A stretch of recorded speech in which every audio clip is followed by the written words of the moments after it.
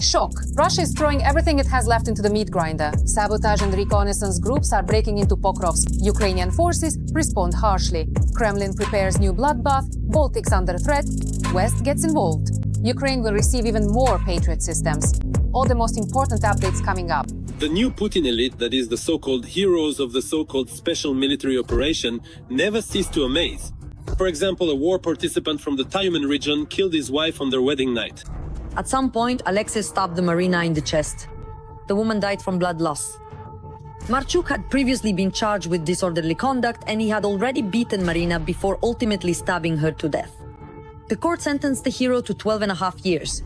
Only after the court's verdict did he declare that he wanted to return to the front. And in Novosibirsk, a participant in the special military operation spent 3 months in a row robbing stores and frightening the shop assistants. He would simply walk into a store with a huge knife and take whatever he wanted. But it's not just at home or on the front lines that Putin's soldiers continue to prove their inhumanity. In the Donetsk region, Russian occupiers deliberately shot a local resident who was riding a bicycle, finishing him off with additional shots. Sometime later, Ukrainian soldiers found these occupiers and eliminated them. The armed forces of Ukraine also continue to hold back the enemy on various sections of the front. The situation remains difficult in the Pokrovsk direction, where the enemy continues its offensive. You remember that enemy sabotage groups broke into the city. Their elimination is still ongoing. At the moment, the occupiers are trying to expand their presence along the flanks of the Pokrovsk agglomeration, primarily in the area of Mirnorad. At the moment, the occupiers are trying to advance from the area of the settlement of Rosino, which is near the mine, and to take direct control of the locations of the Ukrainian defense forces. This is the only paved road.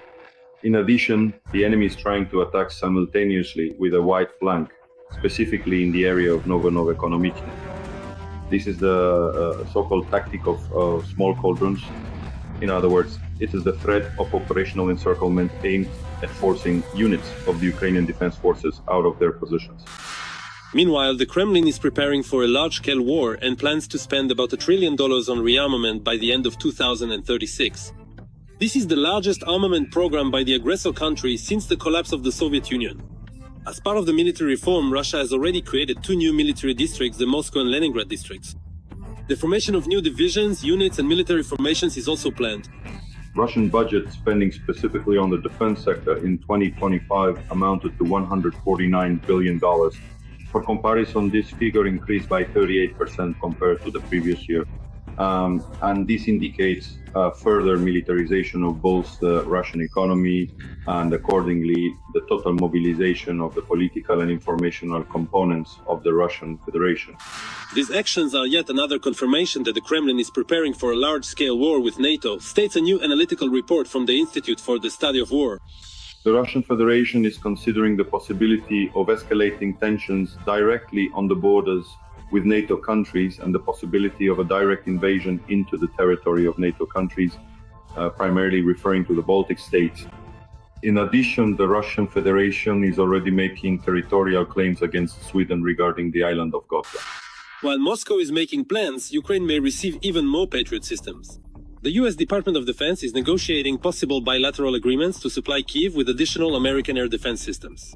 At the moment, options are being considered for transferring Patriot systems by several European countries.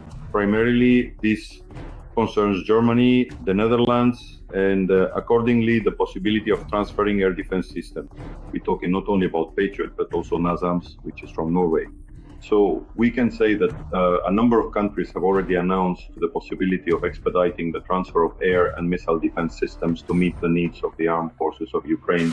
And finally, apparently Moscow interpreted Trump's 5-day ultimatum as a carte blanche for an offensive in Ukraine. After all, many Russian officials considered the threats from the American president to be softer than expected, writes The Guardian. This does not correspond to reality. This is the Russian Federation's attempt to put on a brave face in a losing situation. At this point, we are already talking about comprehensive pressure from the United States, primarily targeting the economic sector of the Russian Federation. This is not only the collective decision by defense industry countries to increase oil production, which accordingly automatically leads to a decrease in oil prices, but also correspondingly the 18th package of sanctions from EU countries. So far, despite the sanctions and the critical situation in the Russian economy, Putin continues the war. After all, he simply cannot show weakness or admit failures on the front. An unexpected ally, Trump's Wi-Fi secret agent of Kyiv, an embroidered shirt, a trident, and a hat. Melania is blowing up the internet. The Kremlin is stunned. Melania Trump's secret front. Whose side is she really on? Watch right now. Every voice matters. Join our community, support independent journalism, and help us bring you the truth from Ukraine. Become a member of Ukraine today. Join us now. Donald Trump's unexpected words. At a meeting with NATO Secretary General Mark Rutte, the 47th President of the United States, a proponent of appeasing the victim, not only announced that American military aid to Ukraine is returning, this truly sensational statement for the current administration was accompanied by another, no less sensational, admission. I come home and say to the First Lady, "You know, I spoke with Putin today, we had a wonderful conversation." She replies, "Really? Was another city attacked?" The media immediately picked up on this phrase from Donald. The Guardian called the First Lady the most influential lobbyist for Ukraine. And the New York Post editorial suggested that it's all thanks to the president's wife's own background. Melania is originally from Slovenia. The country where she was born has maintained cool relations with Russia since the full-scale invasion in February 2022. Just a month after the war began, a Russian airstrike destroyed the Slovenian consulate in Ukraine during an attack on Kharkiv, the country's second-largest city. Slovenia, a member of the European Union, declared independence from Yugoslavia in 1991, after the army of the Socialist Republic capitulated during the 10-day war. Publicly, Melania Trump expressed support for Ukrainians only once, and that was before she moved into the White House and became First Lady.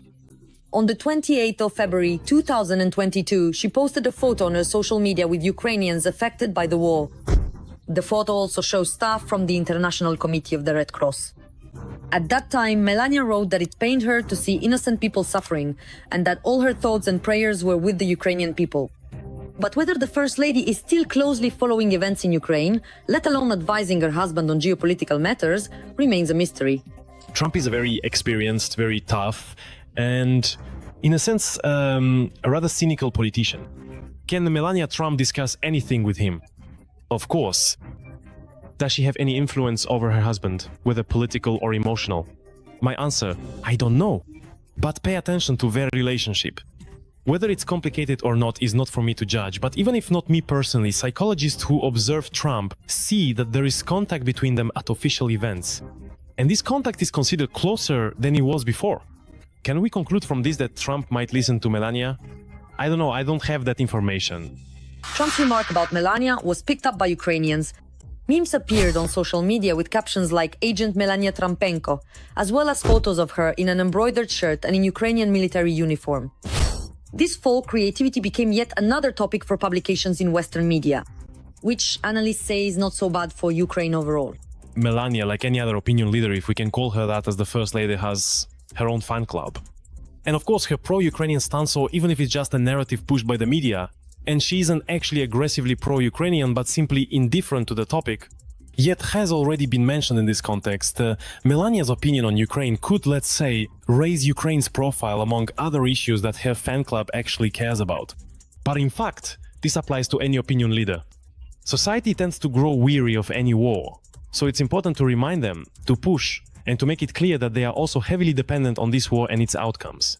After her husband's sensational confession and the publications in the American media, Melania Trump, like a true agent, did not react in any way on her social media to the information that leaked out from behind the walls of the White House. Bloody purge.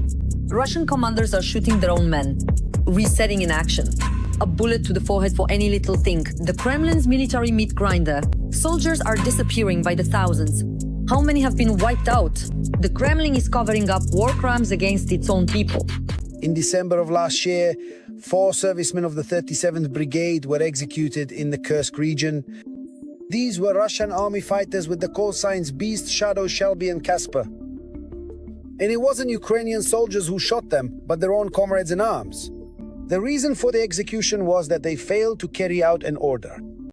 The day before, the commander of the 34th Brigade's battalion, Maxim Chernov, called sign Novosibirsk, ordered the AGS group to hit a designated target from a specific position. The group set out on the mission. The position turned out to be swampy, and they couldn't properly set up the weapon. The group came under enemy artillery fire. The soldiers were wounded.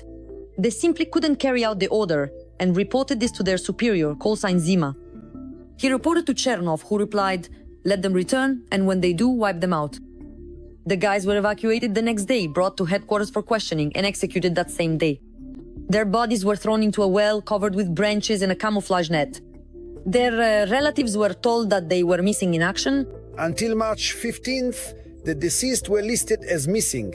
That was until the relatives, friends and witnesses of the execution found that very well. Currently, the 3 Russian army soldiers who executed their fellow servicemen have been detained and are being held in a pre-trial detention center. In fact, that's where the story could end, since no one is holding those responsible for the execution accountable. Battalion Commander Chernov is feeling just fine on vacation and couldn't care less about anyone. His uncle is a general, so he can get away with anything.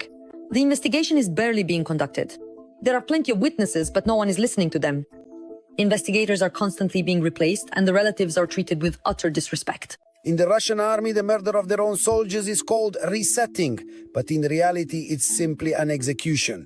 And a commander can give such an order for any infraction on the front line.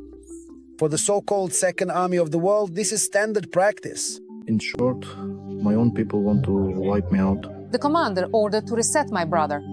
They simply wiped out our boys, our fighters.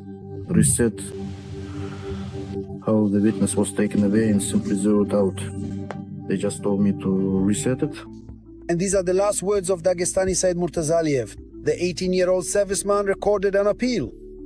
He said that the commanders of the unit with the call signs Altai and Kila ordered him to collect money from subordinates and then decided to get rid of him as a witness.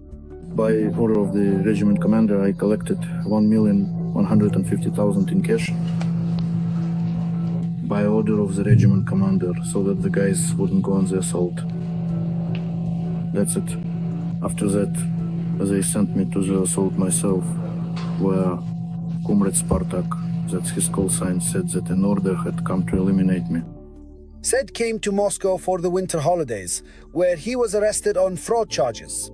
At the station, Murtazaliev was offered to sign a contract with the Ministry of Defense, and when he refused, they began to torture him.